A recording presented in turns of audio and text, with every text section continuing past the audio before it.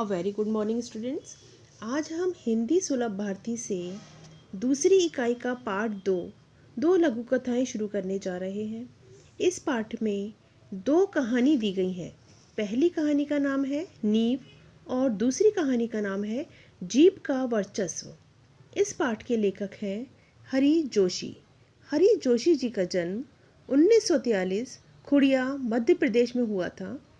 यह सेवानिवृत्त प्राध्यापक हरि जोशी जी की साहित्यिक रचनाएं हिंदी की लगभग सभी प्रतिष्ठित पत्र पत्रिकाओं में प्रकाशित होती रही है। आपको गोयंका सारस्वत सम्मान, बागेश्वरी सम्मान प्राप्त हुए हैं। इनकी प्रमुख कृतियां हैं पंखुरिया, यंत्र युग, अखाड़ों का देश, भारत का राग, अमेरिका के रंग आदि। इस पाठ में दो लघु कथाएं दी गई हैं। लघु कथा का क्या अर्थ होता है? लघु का अर्थ है छोटा और कथा का अर्थ है कहानी, अर्थात लघु कथा का अर्थ होता है छोटी कहानियाँ। इस पाठ में दो लघु कथा दी गई हैं। आज हम प्रथम लघु कथा पढ़ेंगे जिसका नाम है नींव। इस लघु कथा में कथाकार हरि जोशी जी ने नैतिक गुणों को ग्रहण करने की प्रेरणा दी है। पहली कहानी में एक सरकारी अधिकारी के भ्रष्ट आचरण के दुष्परिणाम को दिखाया गया है। अपनी रिश्वत लेने की आदत के कारण उसे दंडित किया गया। इस लघु कथा में जोशी जी ने बताया है कि हमें बुरे कामों का फल बुरा ही मिलेगा, अतः बुरे काम नहीं करने चाहिए, क्योंकि बुरे काम का हमेशा बुरा ही नतीजा मिलता है। तो आइए यह लघु कथा शुरू करते हैं। दो लघु कथाएं, पेज 27। नींव। बहुमंजिला इमारत की दीवार नींव से उठ रही थी। ठेकेदार नया था। भयभीत सा वह 1 तगारी सीमेंट और 5 तगारी रेत के मसाले से ईंटों की जुड़ाई करवा रहा था। अगले दिन अधिकारी महोदय आए। उन्होंने काम के प्रति घोर असंतोष व्यक्त किया। महोदय बोले, ऐसा काम करना है तो कहीं और चले जाइए।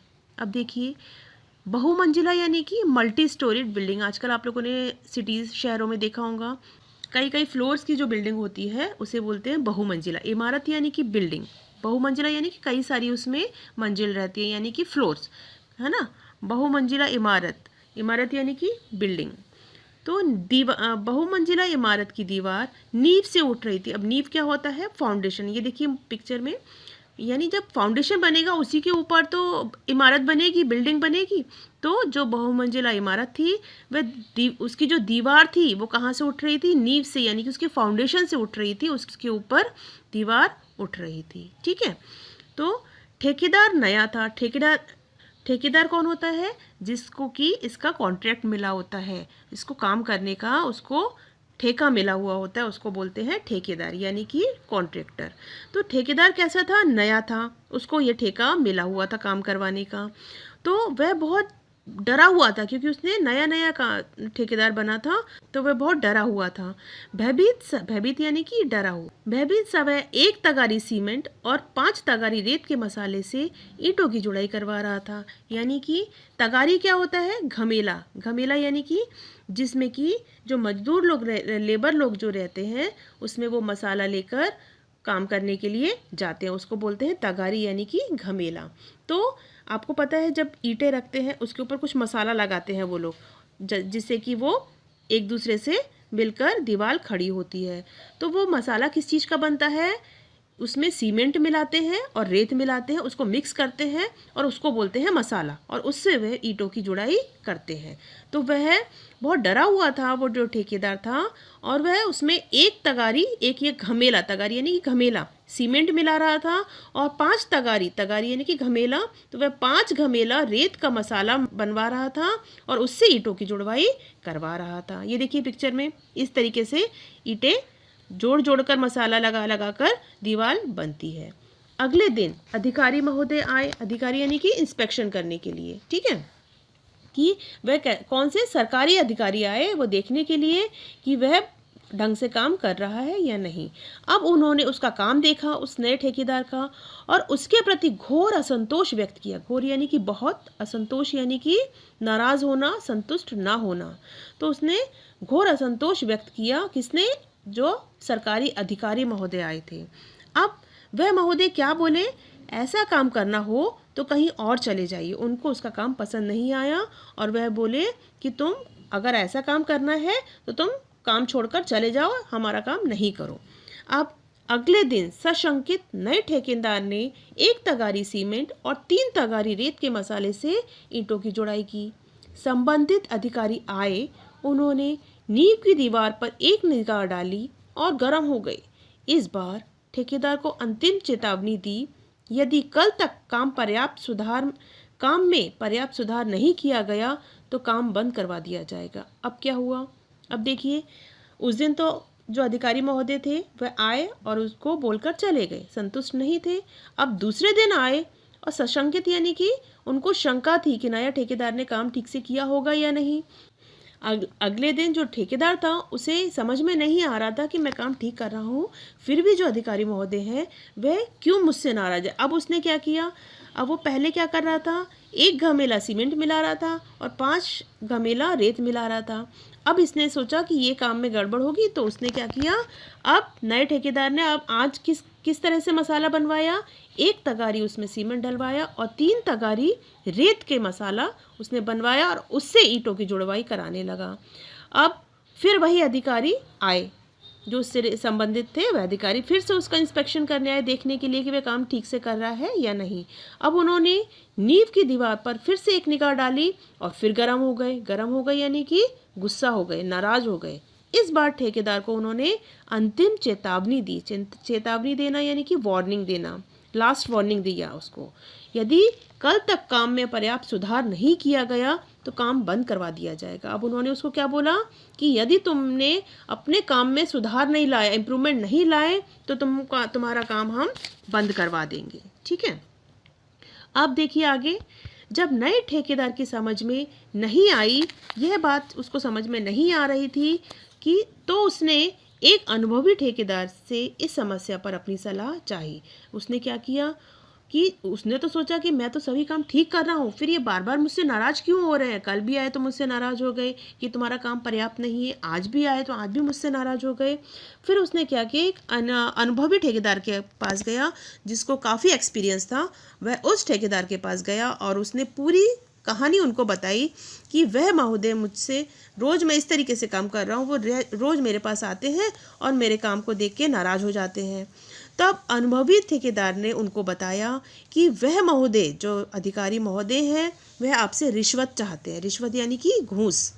ठीक है, इसलिए काम में वह कमी बता रहे हैं। आपका काम बिल्कुल ठीक है, कोई आपके काम में कमी नहीं है, लेकिन वह जो अधिकारी महोदय हैं वो इसलिए आपके काम में कमी बता रहे हैं क्योंकि उन्हें रिश्वत चाहिए, घूस चाहिए। और लेकिन जो नया ठेकेदार था वो बहुत ही ईमानदार था।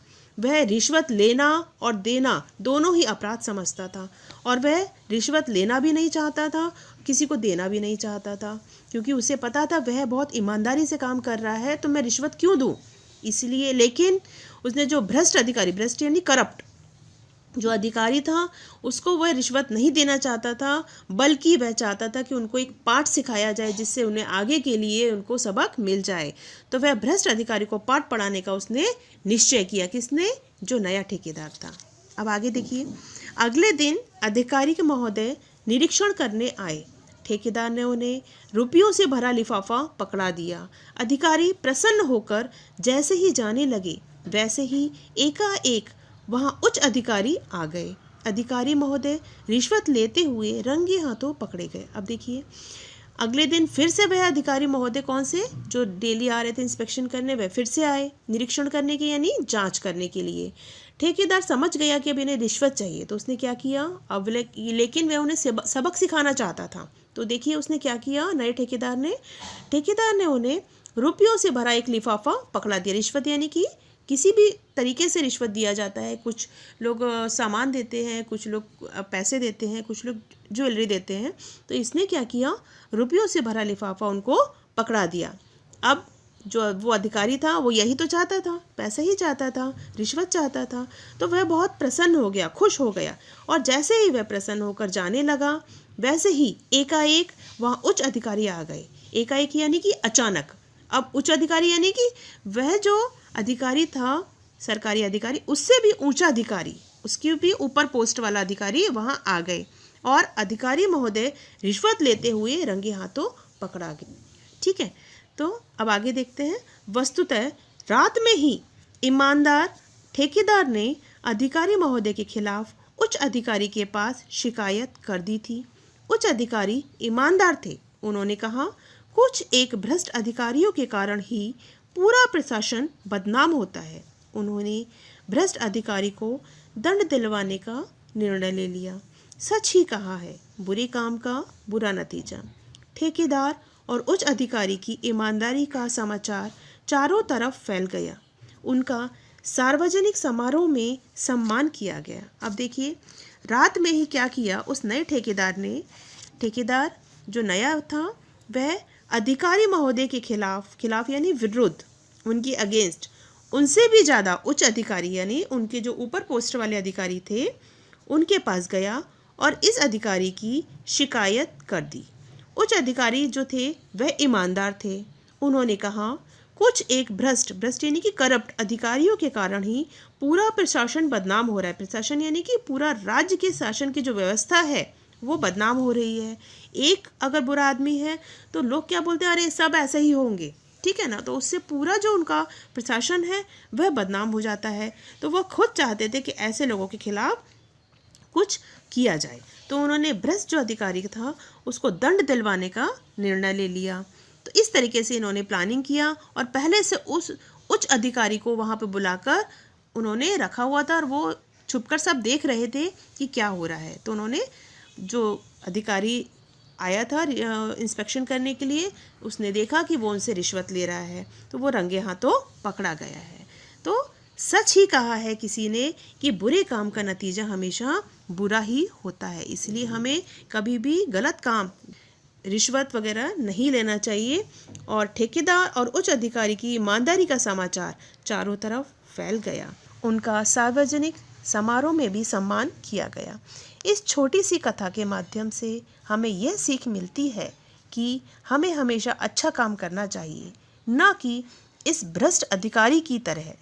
क्योंकि इस भ्रष्ट अधिकारी की क्या हाल हुआ वो आपने देखा। इसीलिए, क्योंकि बुरे काम का नतीजा हमेशा बुरा ही होता है, इसीलिए हमें हमेशा ईमानदारी से काम करना चाहिए, हमेशा अच्छे काम करना चाहिए।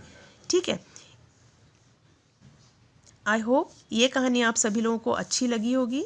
इस पाठ की दूसरी कहानी हम नेक्स्ट वीडियो में देखेंगे। Okay students, stay home, be safe, thank you, have a nice day.